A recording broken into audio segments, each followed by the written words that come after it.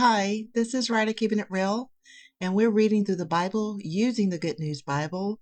We're on the Apocrypha books, the second book of Maccabees, and it's such an interesting story.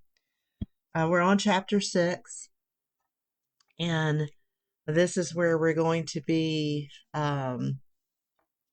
introduced to the Jews being forced to assimilate to Greek culture. It's a very important chapter. So here we go. It's the second Maccabees chapter 6. The Jews are persecuted because of their faith. Not long after that, that's when some Jews were killed by the king, Maccabeus. He goes and he hides in the mountains. So not long after that, the king, who was the king again, Antiochus, sent an elderly Athenian. What is that? Elderly Athenian, or an elder of Athens, or Athenioso, the elder, okay, to force the Jews to abandon their religion and the customs of their ancestors. He was also to defile their temple by dedicating it to the Olympian god Zeus. Zeus, the supreme god of the Greeks. Mount Olympus was thought to be his home. So he's going to defile the temple and dedicate it not to the Most High God, but to Zeus, a Greek god. The temple on Mount Gerizim was to be officially named the Temple of Zeus, the god of hospitality, as the people who lived there had requested. The oppression was harsh and almost intolerable. Gentiles filled the temples with drinking parties and all sorts of immorality. They even had intercourse with prostitutes there, in the temple. Forbidden objects were brought into the temple, and the altar was covered with detestable sacrifices forbidden by our law. Honestly, I'm thinking about today's church. It was impossible to observe the Sabbath, to celebrate any of the traditional festivals, or even so much as to admit to being a Jew. Each month, when the king's birthday was celebrated, the Jews were compelled by brute force to eat the intestines of sacrificial animals.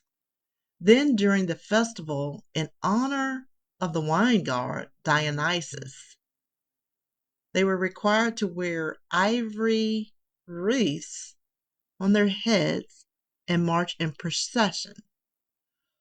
On the advice of Ptolemy, the neighboring Greek cities were also instructed to require Jews to eat the sacrifices. They were told to put to death every Jew who refused to adopt the Greek way of life. It was easy to see that hard times were ahead. For example, 2 women were arrested for having their babies circumcised. And circumcision is a mark of being a Jew, an Israelite. They were paraded around the city with their babies hung from their breast. Then they were thrown down from the city wall. Ooh. On another occasion, Philip was told that some Jews had gathered in a nearby cave to observe the Sabbath in secret. Philip attacked and burned them all alive. Whew. They had such respect for the Sabbath that they would not fight to defend themselves. The Lord punishes and shows mercy. I beg you not to become discouraged as you read about the terrible things that happen. This is the narrator talking now, I guess. Consider, this is a picture of what we're going to color. Consider that this was the Most High's way of punishing his people, not of destroying them. In fact, it is a sign of kindness to punish a person immediately for his sins rather than to wait a long time. The Most High does not treat us as he does other nations. He waits patiently until they have become deeply involved in sin before he punishes them. But he punishes us before we have sinned too much. So the Most High is always merciful to us, his own people. Although he punishes us with disasters, he never abandons us. We have to remember that. I have made these observations by way of reminder. We will now get on with the story. That was like a little interlude of the narrator talking to us. Okay, back to the story. Eleazar dies for his faith. There was an elderly and highly respected teacher of the law by the name of Eleazar, whose mouth was being forced open to make him eat pork. Oh, you hear that? You know this is a thing. How they're putting pork in everything that we eat to defile us. But he preferred an honorable death rather than a life of disgrace. So he spit out the meat and went willingly to the place of torture, showing how people should have courage to refuse unclean food, even if it cost them their lives.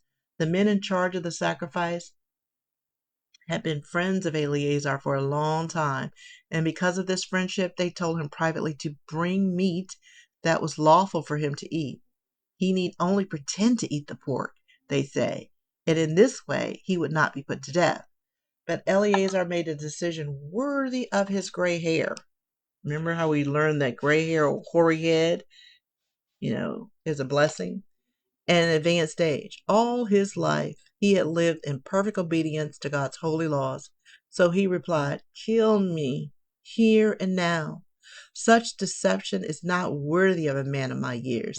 Many young people would think that I had denied my faith after I was 90 years old.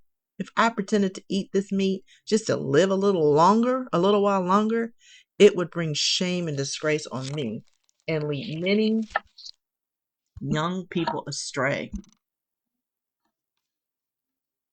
For the present, I might be able to escape what you could do to me, but whether I live or die, I cannot escape Almighty God. If I die bravely now, it will show that I deserve my long life. It will also set a good example of the way young people should be willing to glad to die for our sacred and respected laws. As soon as he said these things, he went off to be tortured.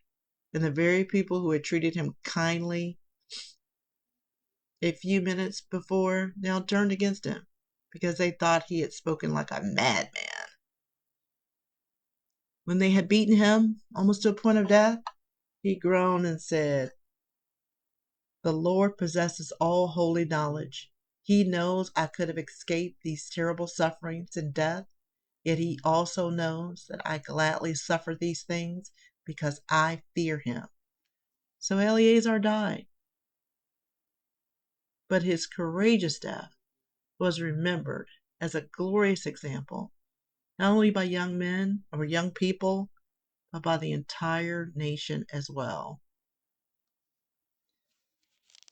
Okay, this is the start of this.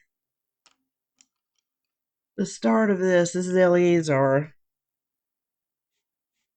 defilement of the Jews and assimilation to Greek culture.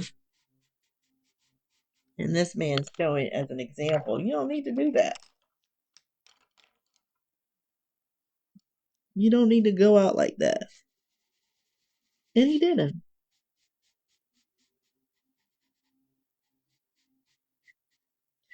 I'm just so glad that we're at this point of one, finding these books, reading these books, sharing these books, sharing our knowledge with others. Look at his friends here, thinking they're doing something. They are doing something. Thinking they're doing something. Look at them. On the wrong side. On the wrong side of history. Again, I'm going back to what's going on in America. These people who have these jobs, they hurt other people on the wrong side of history. But being used by the Most High to do what they're doing. And like I said, when I read the book of Proverbs, it was the first time in my life that I realized that people were born to be evil. There are some people that are born to be evil, and they enjoy being evil. They enjoy this. These people enjoy this. I don't like that color at all. But it needs to be a burgundy. I don't know why I think it needs to be a burgundy. Like a red. This is it. Yeah, this is it. Like, these things happen. That's what's like interesting to me. It happened. Like, look, yeah, we gonna whip you to death. You're gonna die today. Everybody's looking on like, oh my goodness. Are there any women here? Nope, these are all men. The witnesses.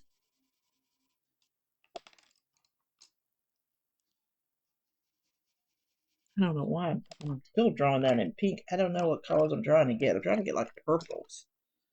Purples and blues.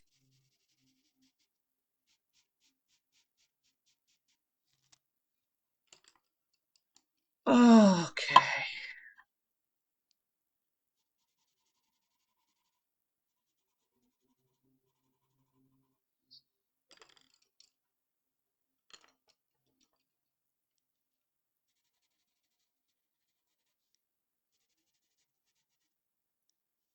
I mean, and you gotta think, how many of us will stand up when we need to stand up for what we say we believe in to the death? And he's like, hey, well, I'm old. What do you think? I want to live another. I'm afraid, and I want to live another 5 years, or however long they lived back then, maybe 20 years. But I'm going to live in shame, and I'm going to be a bad example for young people. They're going to think that at the end I blew it. Why would I do that? Smart, smart, smart, smart.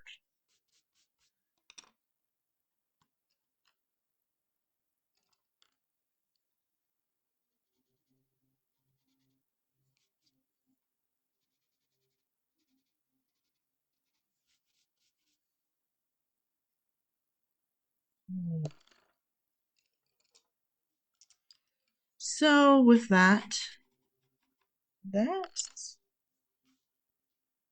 I will finish coloring those. And till next time, it's Ridea keeping it real.